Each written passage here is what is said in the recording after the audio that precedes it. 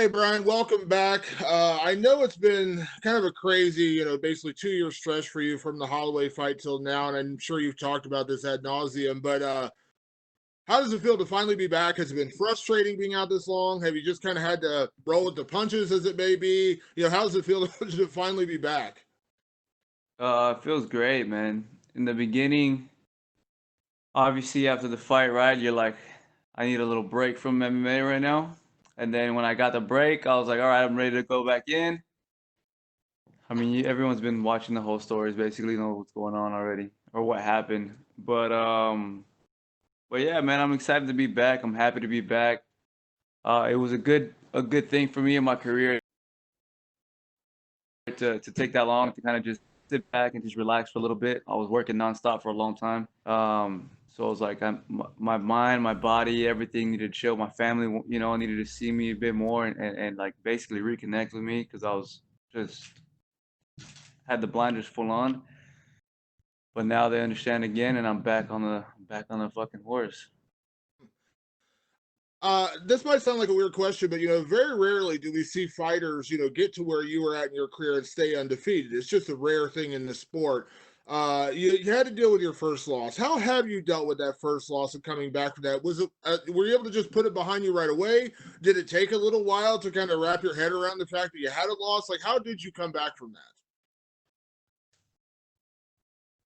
that? Day by day, dude. Literally. I mean, obviously you lose whatever, and then you kind of understand you lost the day of the fight. And after it kind of sinks in a little more, then a little more, and then finally you're like, you know what? You start looking at all the good things about everything. Then you start understanding the nature of the sport, how it goes, and then you just kind of fucking let it go. And that's kind of what it was. I just went in there and accepted it, let it go, and then I used it in a positive way in order for it to allow less pressure to come into my life than more. Throughout your career, Brian, you've always been a pretty laid back guy, and I mean that as a compliment. But this fight with Zombie has seemingly gotten very personal. Obviously, we know the incident that happened back in March, and just a lot of the trash talk that's been said. Would you say this has been a more personal fight than you've been used to, or is it personal for you? No, it's not personal, man. Uh, Not with him. No, I mean, yeah, it's not even personal.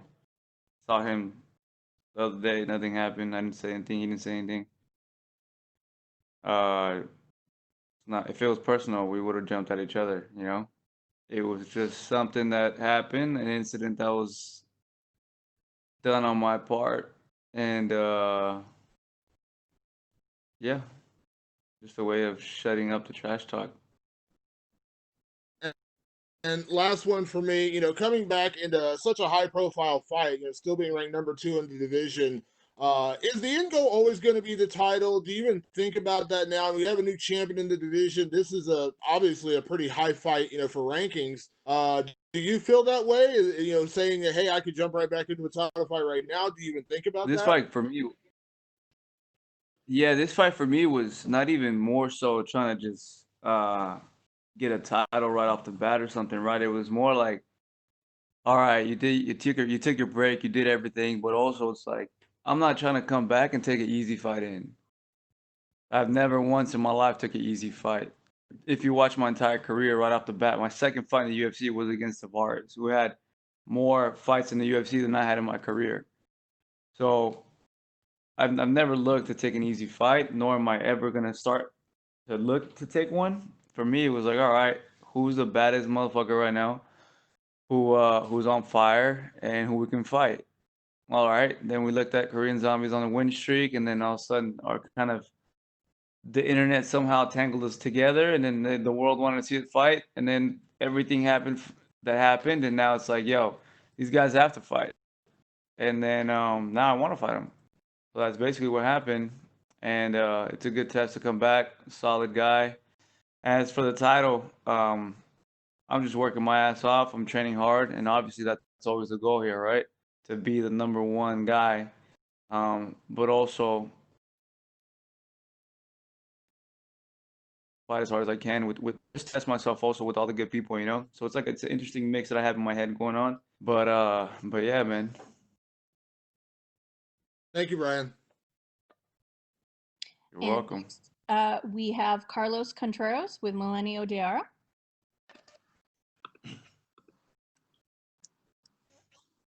Hola Brian, ¿me puedes escuchar ahí?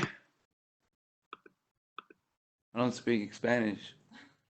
You suddenly forget about Spanish?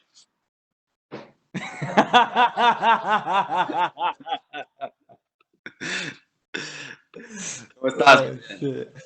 I was trying to skip one interview. ¿Cómo andamos? Bien, bien, todo bien. Quería preguntarte sobre el estilo de zombie, porque me imagino que has visto las peleas con Leonard García, con Jair, que son unas guerras de las mejores que ha tenido la división. Incluso él terminó en el hospital con los dos. ¿Te imaginas una guerra así también con él por el estilo que tiene, por obviamente que le guste ir siempre adelante? Sí, pues claro que sí. Esta pelea no va a ser una pelea en donde es una pelea fácil o una pelea donde ninguno de nosotros nos vamos a dañar. Esta va a ser ni pelea, esta va a ser. Y pues obviamente, yo creo, ojalá que el Abu Dhabi tenga buenos hospitales porque yo creo que los dos vamos a estar ahí para el fin de la noche. Cuéntame un poco, la gente se pregunta qué ha pasado en estos 2 años, cambios en tu campamento, una pelea en San Antonio que probablemente estuvo cerca, la de México, Corea. ¿Cómo fueron estos 2 años para ti con tantos cambios y tantas peleas que no se pudieron hacer? Pues obviamente me frustré porque no podía encontrar mi manera en cómo entrar otra vez de nuevo. Estaba pensando que pues toma tu tiempo, relájate, deja que todas tus lesiones pues, se compongan y todo. Y luego, al fin, todo el proceso de encontrando un equipo, encontrando a la gente correcta para el trabajo y que buscan honestamente lo mejor que es para mí, mi carrera. Fue otra cosa. Pero sí, con tiempo y todo se solucionó. Tenemos un equipo grande con managers, entrenadores, con todo. Tenemos todo ya. Estoy feliz, contento con mi equipo y pues ponemos el trabajo. Sabemos que la pelea iba a pasar que en octubre o diciembre. El año pasado no pasó por otras cosas que pasaron durante un entrenamiento y luego pues nos superamos de eso, pasó el coronavirus y luego ya aquí estamos. No me frustré tanto, al contrario, tomé eso como una oportunidad para ponerme más cómodo con el equipo, a conocernos mejor, a entrenar más duro y cosas que teníamos que mejorar, pues tuvimos más tiempo para hacer eso y eso es lo que hicimos. Finalmente estuviste en México como invitado, pero sé que tú querías estar en esa pelea. ¿Cómo te sentiste esa noche pues ya de sentir todo el ambiente en la arena y no poder pelear frente a los mexicanos, pues, en la tierra de tus padres? Pues se sintió, pues cada vez que vas a cualquier evento en México, obviamente te la pasas bien a gusto, te diviertes mucho. Tenía unos amigos ahí en la Ciudad de México con que estuve toda la semana. Pero sí, mirando las peleas y diciendo, man, si yo estuviera aquí, estoy bien padre, bien chingón. Y pues sí, le estaba pensando si iba a pelear al coreano durante ese tiempo. Me ha gustado mucho, especialmente enfrente de toda la raza, toda la gente, pero no pasó. Pero todavía me divertí, todavía comí un chingo de tacos. Ah, me la pasé bien a gusto, de todos modos. Suerte, Brian, y ojalá que veamos una buena pelea el sábado. Gracias. And next, we will go to Gabriel Gonzalez with Cage Side Press. Hey Brian, how are you? Doing good, man. How about you? Doing good, thank you. I want to ask you because leading up to your last fight, people would argue you're the most popular fighter who wasn't a UFC champion and you're getting a lot of attention. I want to ask, do you feel like you still get that love from the fans? Because no matter what, you bring up Brian Ortega, a lot of people still get excited about talking about you. Yeah, man. I feel like a lot of people, they still who see me, they still love me. some of them are a little bit upset recently due to my actions, which I cannot blame them for. Um, but I feel if I had to choose and put both sides on a scale, I still say I'm more loved than I am hated. I want to ask, I know everybody must bother you every day about your Modelo commercial and if you've made choices lately. They haven't played it in a while. Do you wish they would because you got a fight and you could get more attention, or do you like that you're getting some space from it? Well, I don't know if you know the way the deals work with commercials, but they do a 1 year deal with them, and they play it out for 1 year and then it's over. So my year was up, and that was it. Now the next commercial, I think it's with Amanda. Yeah, it's with Amanda, and now it's her year for the commercial to be ran.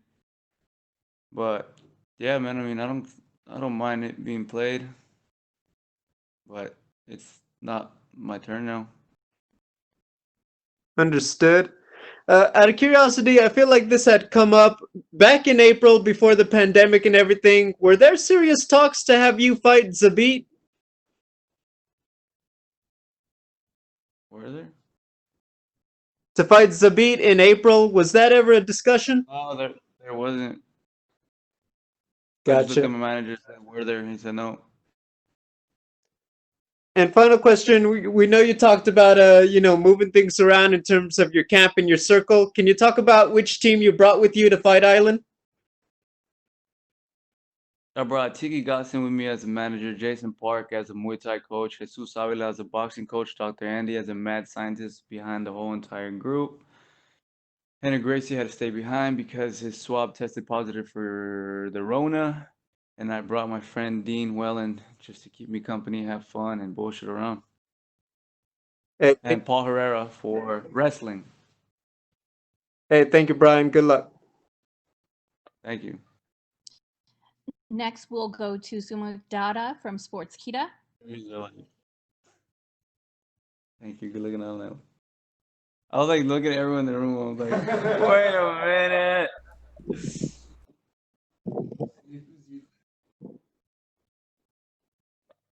Come on. So Meek, you're Okay, hear me? unmuted. Hey Brian, how you doing? Doing good, man. Just rubbing the shit out of my eyes. Okay, so it's been 2 years, almost 2 years now since we last saw you in action, and since then you have had a change in training camp as well. So how has been the preparation for you in this fight, especially given the situation with the pandemic? It's been fun, man. It was fun getting my team together and getting a whole group of people to work with each other and connect and get on the same page. And then finally, the pandemic obviously was another thing, so we had to adjust according to the way we could during everything. We had to get people tested. We had to shut the gyms down. We had to do private sessions only, one-on-ones, no partners. Then we had to get more people tested. Then we had to keep more people honest with how they live their lives. So we don't get it while we're training. And it was very tough, man. You had to limit your partners, you had to test everyone. And even when you test everyone, you still couldn't count on them because people are seeing people and people are seeing other people and everyone wants human contact. So, you know, it's it's a little risky thing, but we got through it, we did it, and I'm happy we're here now. Corona free and ready to fight. So this will be your big return to the UFC, but does it somewhat bother you there won't be any fans in attendance for this fight? For your return fight? Nah, man, I'm all right with it. Um, I'm used to fighting in the silence, so it's easy for me to do it. So a few days back, Korean Zombie, he issued an apology saying for all the trash talk he did towards you. Now, in this lead up to this fight, I know there has been a lot of issues between you two guys, but does his apology somewhat change your perspective towards this rivalry, or is it just still the same for you? It was never a rivalry, man. Uh, I Yeah, it was never a rivalry. I just kind of just he talked his shit and I talked my shit, but it was more like if that's how you're gonna be, that's how I'm gonna be. And then when I made it clear, if you really want a rivalry with me, this is how it's gonna get down. Then we heard all the apologies, so it was kind of just shut down, and that was it. So the last time you fought Max Holloway, he still was the champion, featherweight champion. Now there's a new champion, Alex Volkanovski. I know your focus is on Korean Zombie for this weekend, but do you have any thoughts on him as champion? I have thoughts on everybody in the division, Thoughts on him, obviously, of course. He has the belt, which means he has the target on his back, which means we're training for everyone now. We're training for guys that are like Zabit, guys that are like Korean, guys that are like Holloway, guys that are like Volkanovski. From now on, we have a whole team designed to fight and train for the top people in the division. Okay, last question from me. So how do you see yourself winning this fight this weekend? By every means necessary. I'll come out with whatever I can take. Okay, good luck to you, sir, and thank you. Thank you. Last questions for you will go to Augusto Nezgue from Somos MMA. Brian, ¿cómo estás? Voy a volver a hacerte hablar en español. Hey, ¿cómo andamos? Todo bien. Brian, te quiero preguntar justamente, recién comentabas que Renner Gracie dio positivo por coronavirus. ¿Cómo afecta eso el viaje y cómo están manejándose a distancia? ¿Se complica un poco? No. Si había una persona en que no podía poder venir a este evento, fue bueno que no fue él, porque de todos los artes que tengo, la herramienta que tengo dentro de mi edad para esa pelea, el jiu-jitsu es la que necesito lo menos. El jiu-jitsu lo sé muy bien, lo entreno cada día. No es algo en que necesito a alguien que me siga recordando durante una pelea. Y yo creo que obviamente te pones triste porque es un amigo y es un compa y todo, pero al fin del día tenemos que trabajar, tenemos que hacer lo que tenemos que hacer. Y si va a haber un tipo de consejos que no voy a escuchar, que yo ya los conozco, va a ser el piso, lo que es todo el jiu-jitsu y la pelea de lucha. Y pues sí, me siento obviamente triste por él, pero está bien. Perfecto. Y también, Brian, recién hace un ratito hablabas de haber perdido el invicto. Quisiera saber si ahora te sentís más tranquilo, sentís que te has quitado un peso de encima, que quizás no hay tanta presión a la hora de pelear. No, pues sí, obviamente se quitó esa presión.